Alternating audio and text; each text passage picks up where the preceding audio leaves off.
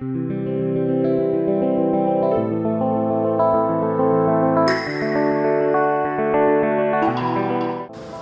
आज फेरि यसो आज स्याटरडे मनाउनको लागि चाहिँ हामी ओसाकाबाट थोरै माथिपट्टि एउटा जङ्गलतिर निस्केको थियौँ। हामीले चाहिँ एउटा जस पौडी खेल्नको लागि चाहिँ अति नै उपयुक्त ठाउँ रहेछ होइन। अब जस अब यहाँनिर जापानमा खोला नालाहरू धेरै हुँदैन, अब एकदम कमै हुन्छ। कम भएको खोला नालाहरू पनि जस व्यवस्थित तरिकाले बनाएर हुन्छन् होइन।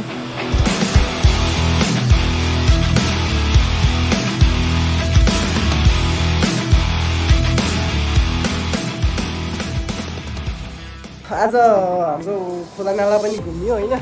जस राम्रो रहेछ, एकदमै राम्रो छ। तपाईँहरू पनि ओसाका हुनुहुन्छ भने अवश्य आउनु होला। एकदम ह्याङआउट गर्नको लागि एकदम पर्फेक्ट प्लेस छ होइन।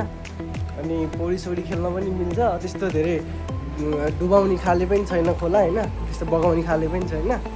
त्यो भएर एकदम हुन्छ नि, एकदम आएर ह्याङआउट गर्नको लागि अथवा साथीहरूसँग आएर चिल गर्नको लागि चाहिँ एकदम बेस्ट छ।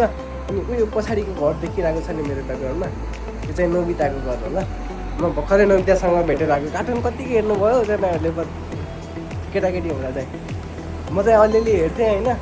यहाँ आएपछि जुन गरेर हेर्दा पनि नोबिताको घर जस्तो लाग्छ क्या।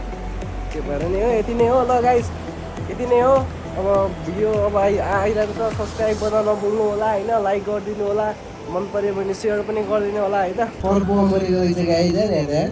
सर्प होइन हौ साथी, सर्प हो हेर नि, आँखा साँखा सर्पै छ होइन। सर्पको बच्चा रहेछ तर कसैले मारेको पनि मऱ्यो।